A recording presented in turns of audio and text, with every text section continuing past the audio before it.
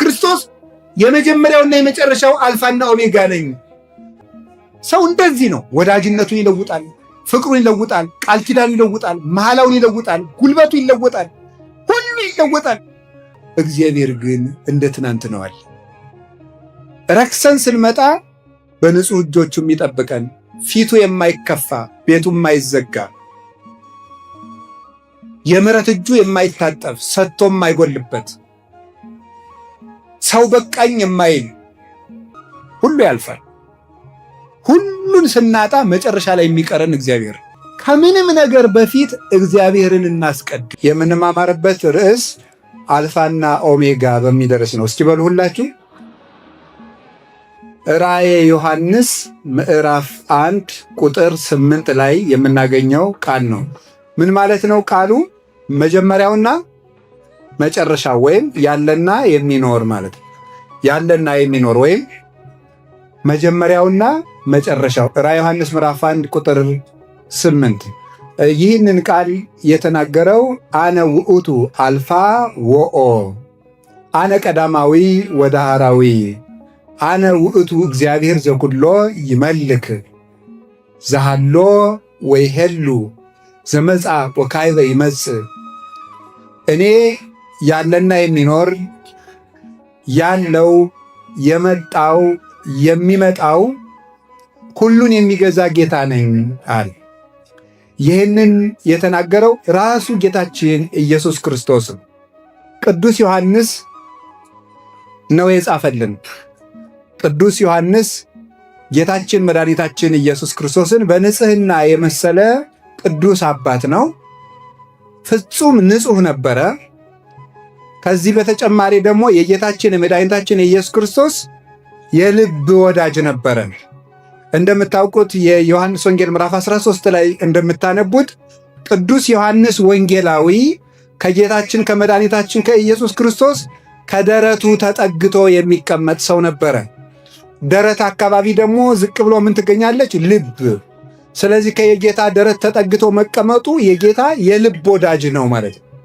የልብ ወዳጅ መሆኑን ደግሞ አንደኛ በንጽሕናው፣ ሁለተኛ ደግሞ የአባቱን ንብረት እናቱን ትቶ በመከተሉ፣ ሶስተኛ ጌታችን መድኃኒታችን ኢየሱስ ክርስቶስ በተሰቀለ ጊዜ ከመስቀሉ ስር በመኖሩ እናቱን ድንግል ማርያምን እናት አድርጎ ከስሯ ተጠግቶ በምልጃዋ ተማጽኖ በመኖሩ የድንግል ማርያምን እናትነት ስለተጠቀመበት፣ አምስተኛ ጌታችን መድኃኒታችን ኢየሱስ ክርስቶስ በዕለተ ዓርብ የተቀበለውን መከራ እያሰበ ከዚህ ዓለም እስከሚፈልስበት ጊዜ ድረስ ስቆ የማያውቅ የክርስቶስ መከራ በሕሊናው የተሳለበት ፍጹምና ቅዱስ አባት ነበረ።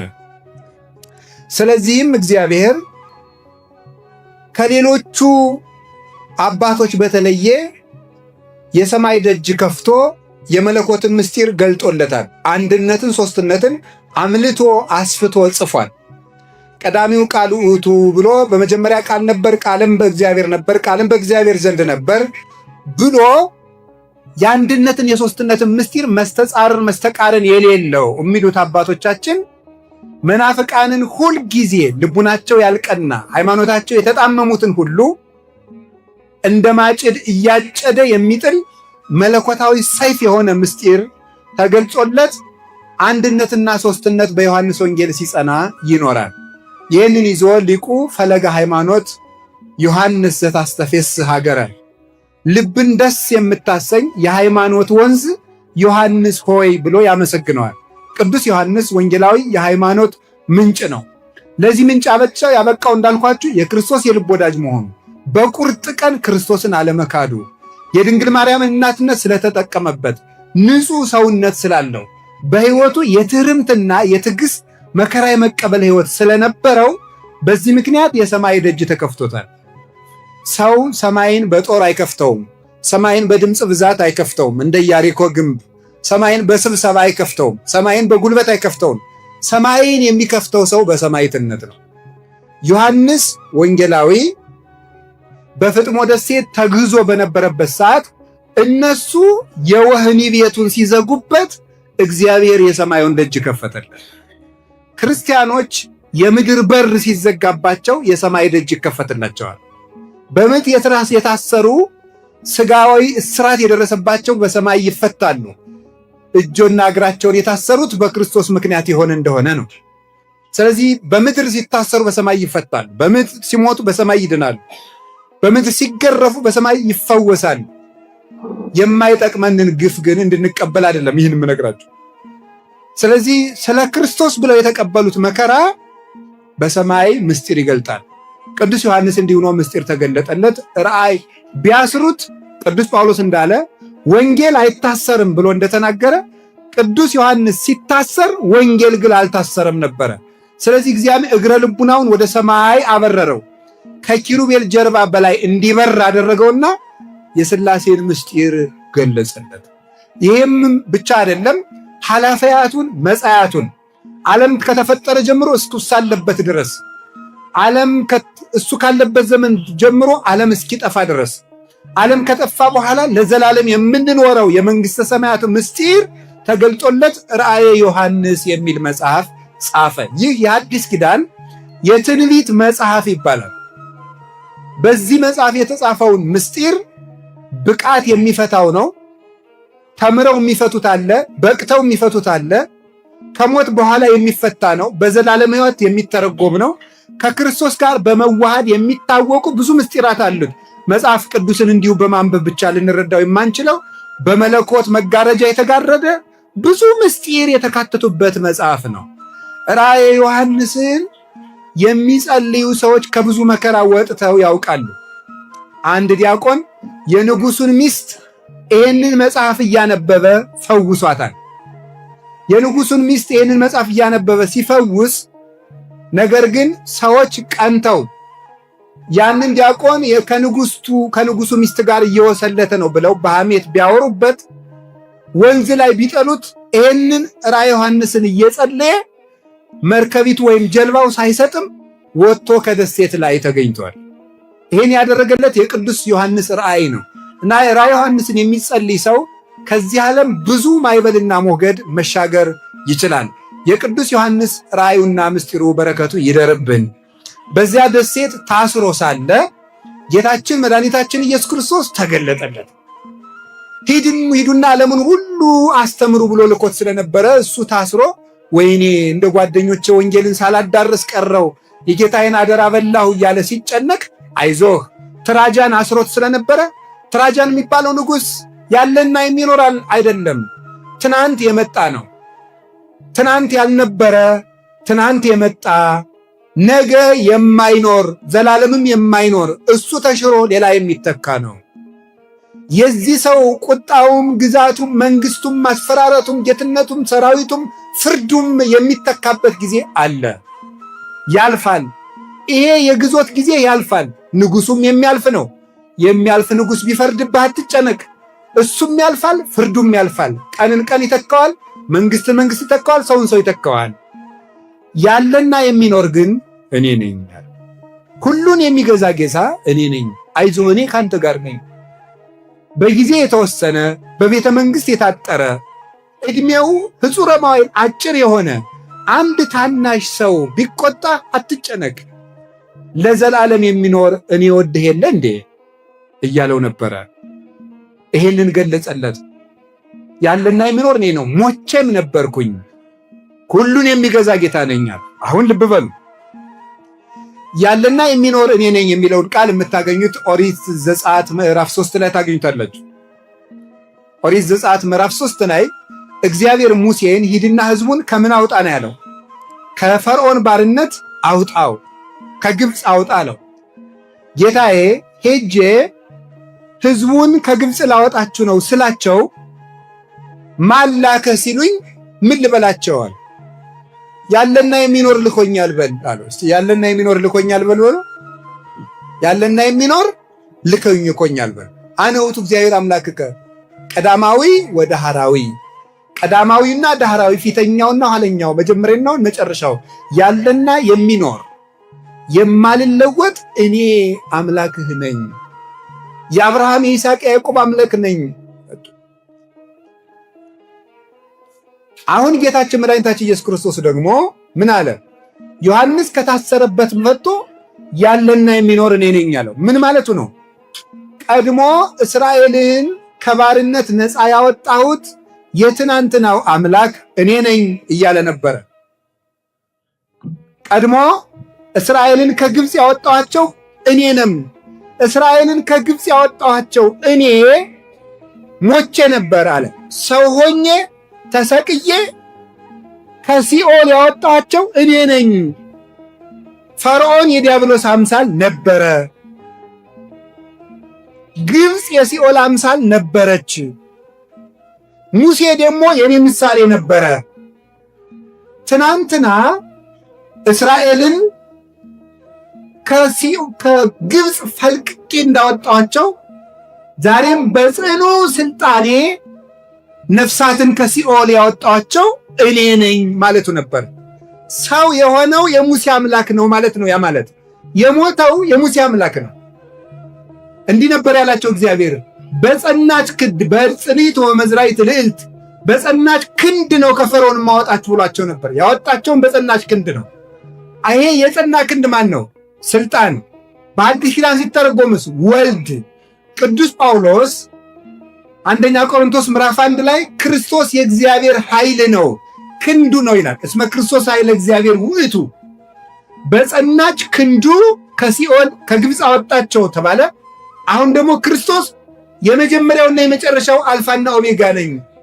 ትናንትና እስራኤልን ያወጣው፣ ዛሬ ደግሞ ነፍሳትን ያወጣው፣ አሁን ዛሬ ደግሞ አንተን ከታሰርክበት የማወጣ፣ ወደፊት ደግሞ ይሄንን ዓለም መጥቼ ነፃ የማወጣችሁና በኢየሩሳሌም አጋዚት በመንግሥተ ሰማያት የምሰበስባችሁ እኔ ነኝ ማለቱ ነበር። አላችሁ እግዚአብሔር ከሁላችን ጋር ያለና የሚኖር እኔ ነኝ አለ። ሙሴን እግዚአብሔር ያለና የሚኖር እኔ ነኝ አለው። ጌታችን ኢየሱስ ክርስቶስ ደግሞ መጣና ያለና የሚኖር እኔ ነኝ። ያ ማለት ትናንትና ከግብፅ ያወጣሁት አምላክ የእስራኤል አምላክ ሰው ሆኛለሁ ማለቱ ነው። ኢየሱስ ክርስቶስ አምላክ ነኝ ብሎ ተናግሯል ይላሉ ብዙ ሰዎች። ይሄው ያለና የሚኖር ፍጡር አይጠራበትም። የእግዚአብሔር ብቻ ስም ነው።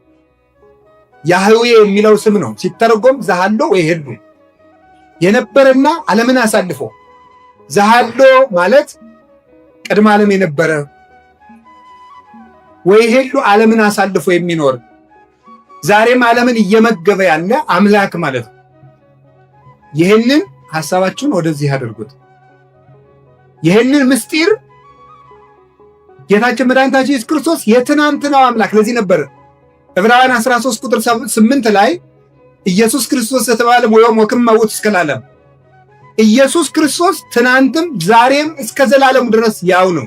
ትናንት ቅድመ ዓለም፣ ዛሬ ዓለምን ፈጥሮ እስከ ዘላለሙ ድረስ ዓለምን አሳልፎ፣ ትናንት ሰው ከመሆኑ አስቀድሞ ዛሬ ሰው ሆኖም እያለ እስከ ዘላለሙ ድረስ ካረገም በኋላ ኢየሱስ ክርስቶስ የማይለወጥ የዘላለም አምላክ ነው። ስለዚህ የትናንትናው አምላክ ነኝ ሲለው ሞቼም ነበርኩኛል እንደ ሰውነቱ፣ ቀዳማዊ ነኝ አለ እንደ አምላክነቱ። ይህንን ተናገረው። ስለዚህ የእግዚአብሔር ቤተሰቦች ዮሐንስ ወንጌል ምዕራፍ 1 ላይ ቀዳሚው ቃል ሲል ያ ቃል ቀዳማዊ ነው ብሏል። ያ ቃል ቀዳማዊ ነው። ከድንግል ማርያም ሰው የሆነው ቀዳማዊ ነው። ዓለም ከመፈጠሩ በፊት የነበረ ነው። ከዘመናት አስቀድሞ የነበረ ነው። ዮሐንስ ወንጌል ምዕራፍ 5 ላይ ስታነቡ እምቅድመ ይትወለድ አብርሃም ሀሎኩ አነ፣ አብርሃም ሳይወለድ እኔ አለሁ አለ። አብርሃም የፍጥረት ውክልና ነው፣ ደግ አባት ስለሆነ ፍጥረት ሳይፈጠር እኔ ነበርኩ ማለቱ ነው። ዮሐንስ ወንጌል ምዕራፍ 17 ላይ ስታነቡ አባ ሰባህኒ በስብሐቴ ዘሃሎ ምስሌከ እምቅድመ ይትፈጠር ዓለም፣ አባቴ ሆይ ዓለም ሳይፈጠር ካንተ ጋር በነበረ ክብር አክብረኛል። ዕብራውያን ምዕራፍ 1 ቁጥር 3 ላይ ስትመለከቱ ዘውቱ ጸዳለ ስብሐቲሁ ይላል። ወልድን ሲገልጸው ቅዱስ ጳውሎስ የአብ የክብሩ መንጸባረቅ ነው፣ የክብሩ ብርሃን ነው ይላል። ብርሃን ማለት ከፀሐይ ወጥቶ እኛ ላይ የሚያርፈው ጨረሩ ማለት ነው፣ ጸዳል የሚባለው።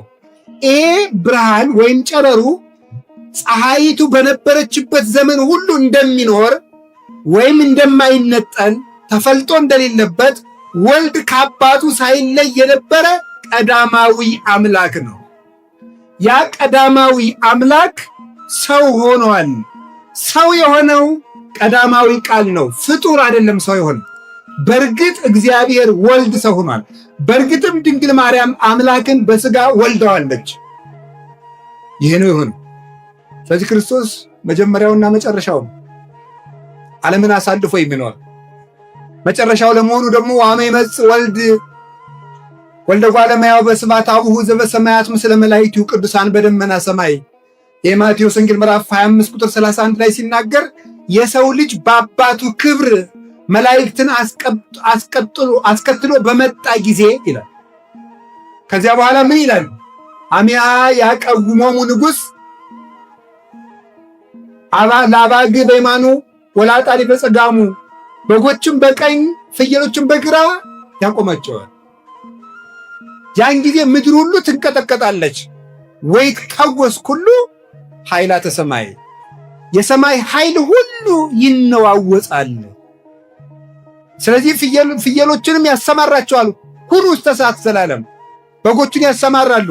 ኑ ወደ አባቴ በሩካን ወደ መንግሥተ ሰማያት ብሎ ኢየሱስ ክርስቶስ መጀመሪያ ዓለምን የፈጠረ ወቦቱ ኩሉ ኮነ፣ ዓለምን የፈጠረ ወዘእንበሌ ውስተ አልቦ ዘኮነ ወይም እንትኒ እምዘኮነ፣ ከተፈጠረው ፍጥረት ያለሱ ምንም የተፈጠረ የሌለ የአባቱ ስልጣን ገንዘቡ የሆነ የዘላለም አምላክ ነው። ዓለምን ደግሞ አሳልፎት ይኖራል እንደ መጋረጃ ጠቅልሎ።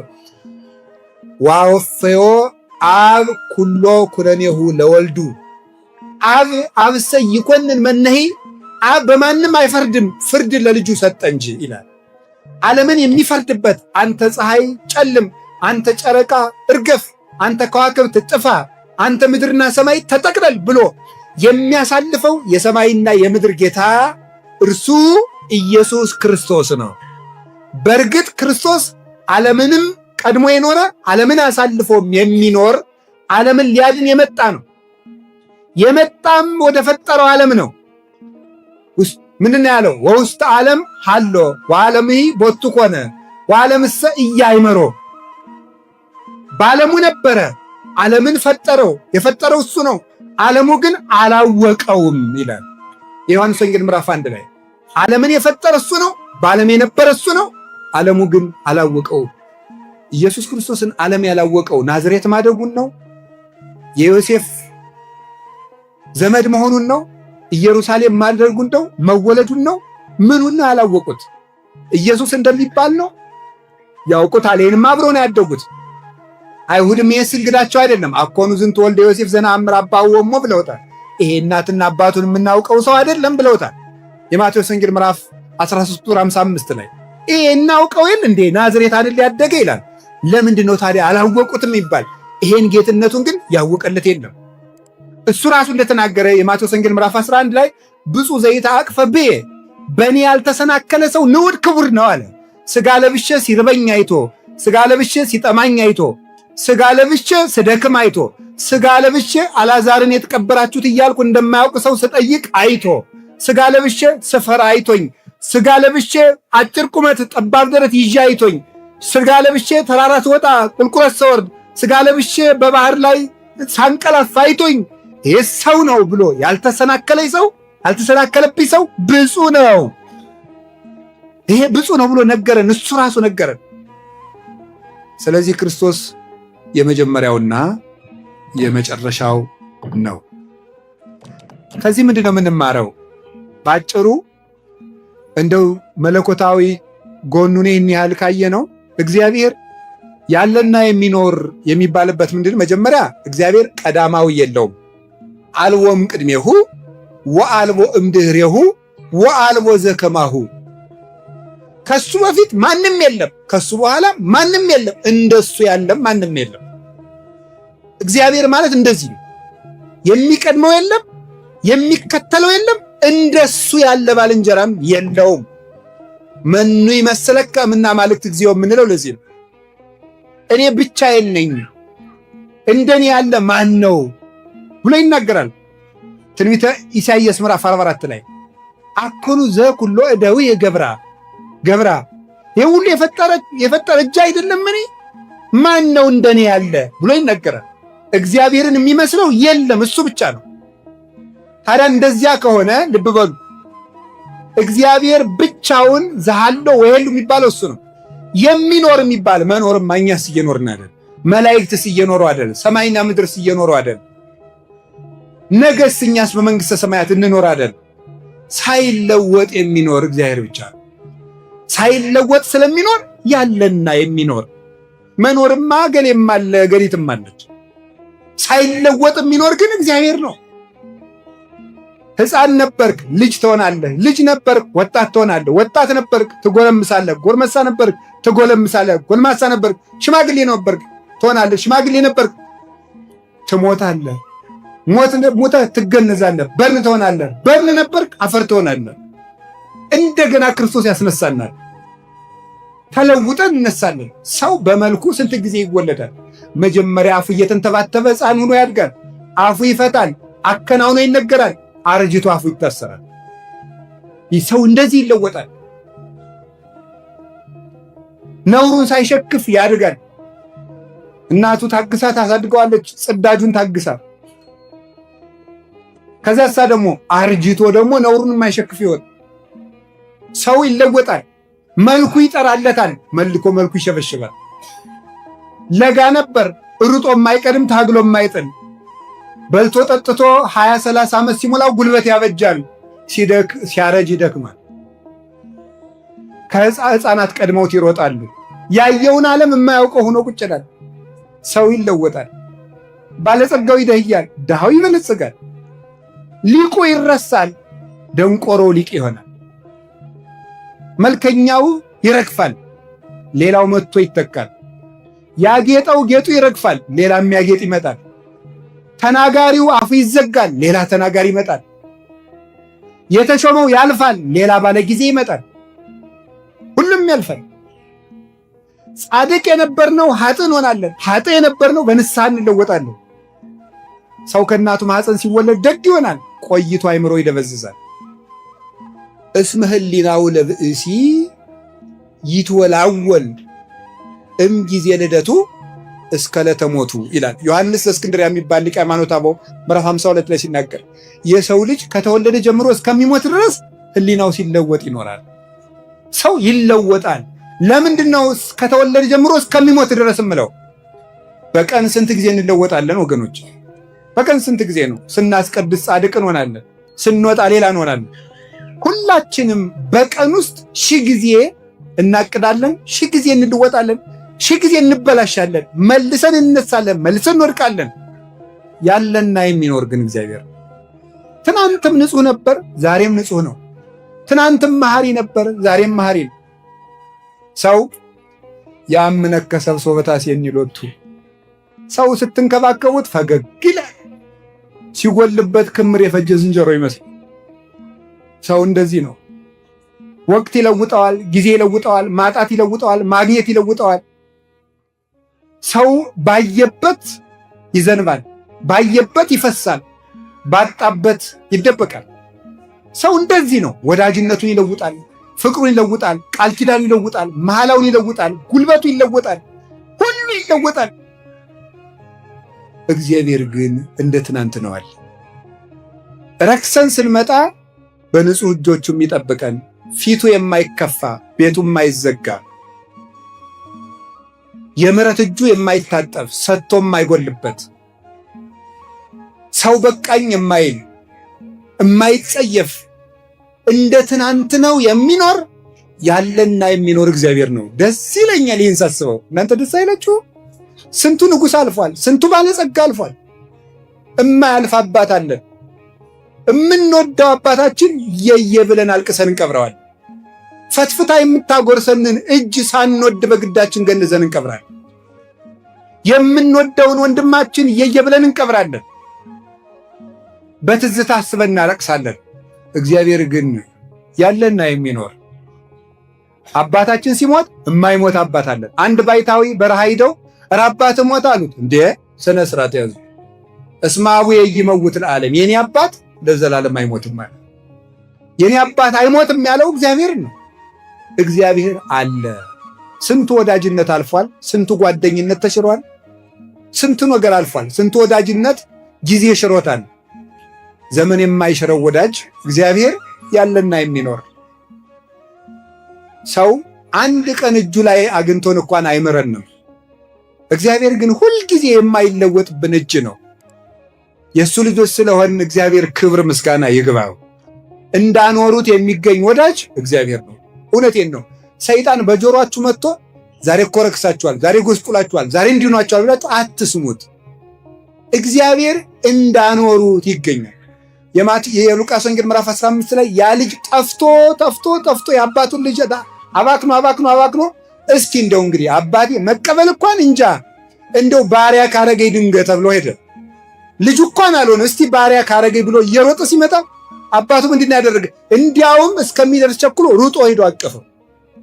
እንዲያውም ፍሪዳ ሊቃውንት እንደሚነግሩት ይነቅፈኛል ሲል አለ ዝማሬ ያዘመረለት፣ ይቀጣኛል ሲል ፍሪዳ አረደለት፣ ይቆጣኛል ሲል ጫማ ለበሰው፣ ቀድሞ ከለበሰው ልብስ ይልቅ በኋላ የሰጠው በለጠ። ስለዚህም ምን አለ እግዚአብሔር? በምድር ንስሐ የሚገቡ ሰዎች በሰማይ ንስሐ ከማይገባቸው ይልቅ ደስታን የሚደረግባቸው ናቸዋል። እግዚአብሔር እንደዚህ ነው። የጠፋው ልጅ ሀብቱን እንደ ትናንቱ አላገኘውም። እንኳን ሌላ የእናቱን ልጅ ወንድሙ እንደ ትናንቱ አላገኘውም። ይሄ አባክኖ መጥቶ እንዴት ለሱ እንዲደረግለታል ነው ያለው። አባቱ ግን እንደ ትናንትናው ተገኘ። እግዚአብሔር እንደ ትናንትናው ይገኛል። ስንመለስ አናጣው።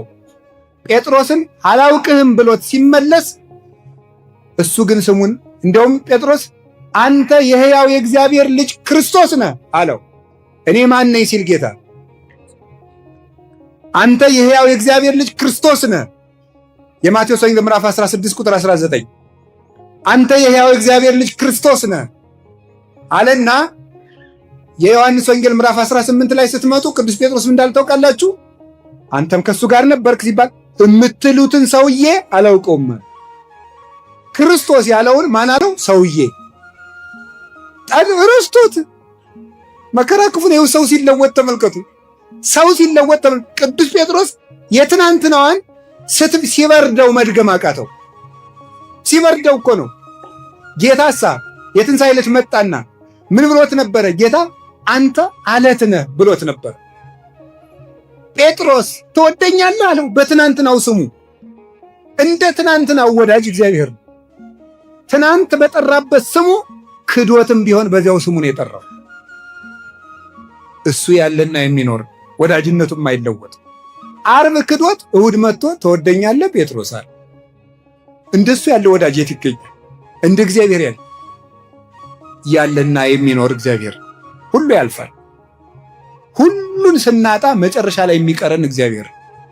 እንግዲህ እንደዚህ ከሆነ ያለና የሚኖር የሚለውን ርዕስ ከመረጥን ምን ላስተላልፍ ፈልጌ መሰላችሁ? ያለና የሚኖር ቀዳማዊና ዳህራዊ። መጀመሪያ የተነሳ ነው ከማን ነው? ከእግዚአብሔር በሉ። ስለዚህ ከሁሉ ነገር ከምድርም ከሰማይም ከመላክም ከሰውም ከዚህ ሁሉ መጀመሪያ ማን ነው? እስኪ ነገሩኝ። ቀዳማዊ ማን ነው? አቤት እግዚአብሔር። ከሁሉ ቀዳማዊ ማን ነው? አንድ ይበሉ ሁላችሁ። ማን ነው? በጣም ጥሩ። ከሁሉ ቀዳማዊ ማን ነው? ከሁሉ ቀዳማዊ እግዚአብሔር ከሆነ በየትኛውም ጊዜ ከሁሉ ሊቀድምብን የሚገባ ማን ነው? ተናገሩ እንጂ። እግዚአብሔር ነው። ከሁሉ በላይ ሊቀድምብን የሚገባው እግዚአብሔር። ስለዚህ በዛሬው ትምህርታችን ማስተላለፍ የፈለግኩት ከምንም ነገር በፊት እግዚአብሔርን እናስቀድም ነው። ከምንም ነገር በፊት እግዚአብሔር ይቅደም። እግዚአብሔርን ካስቀደምን ከምንም ነገር በፊት ምርጫችን፣ የመጀመሪያ ምርጫችን ሌሊት አለ። ከመተኛታችን በፊት ማን መቅደም አለበት?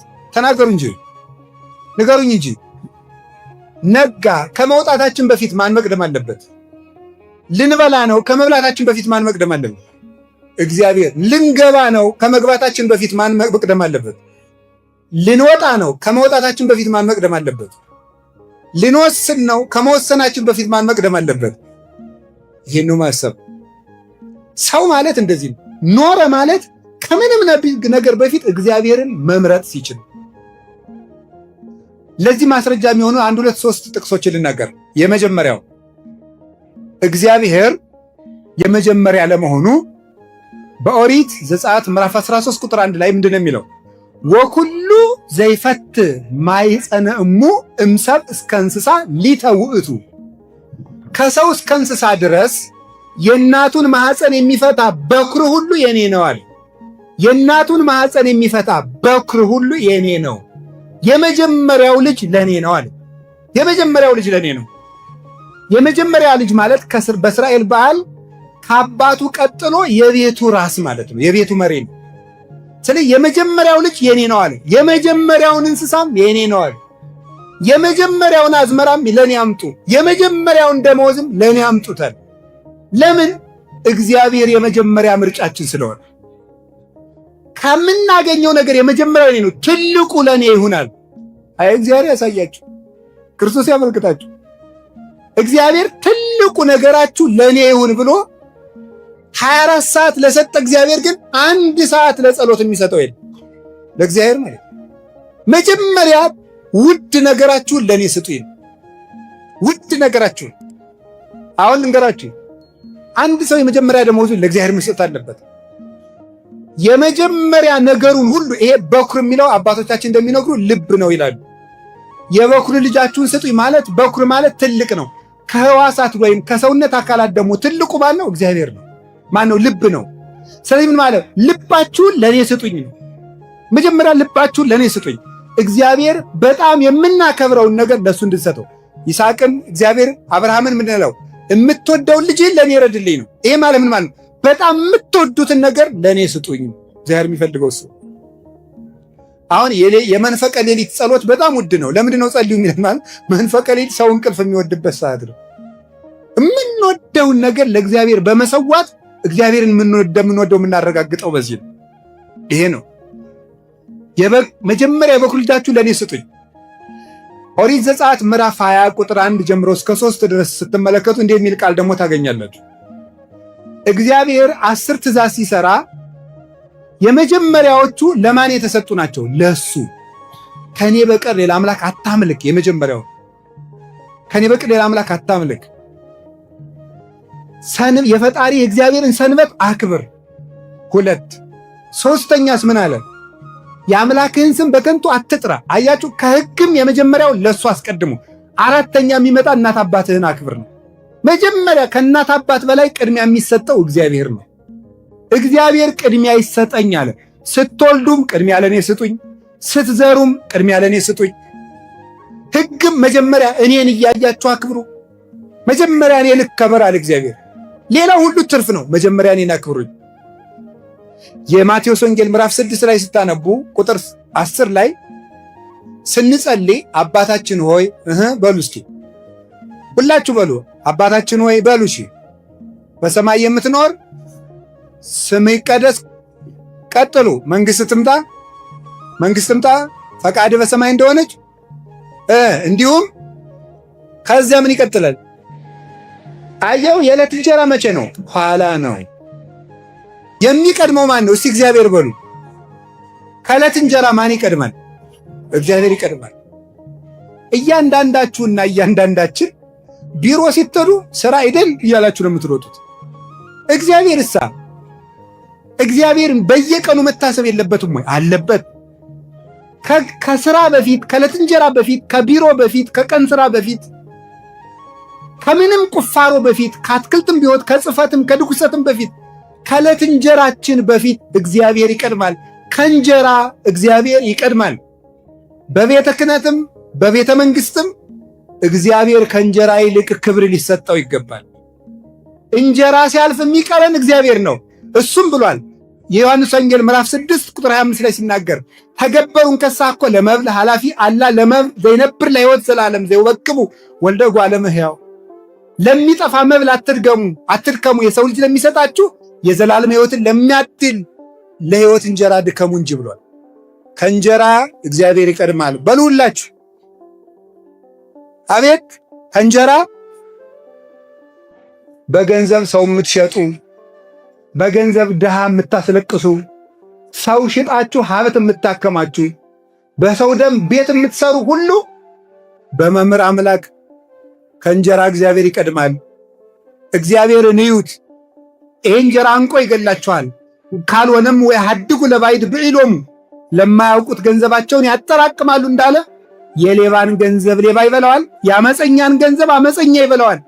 በአመፅ ብታጠራቅሙት አመፀኛ ይወርሳችኋል። እናንተ ግን ከለፋችሁበት አንዳች አትቀምሱም። አንተ ሰነፍ በዚህች ሌሊት ነፍስን ከስጋው ለይቶ ይወስደዋል ብሎ እንደተናገረ ከእንጀራ እግዚአብሔር ይቀድማል።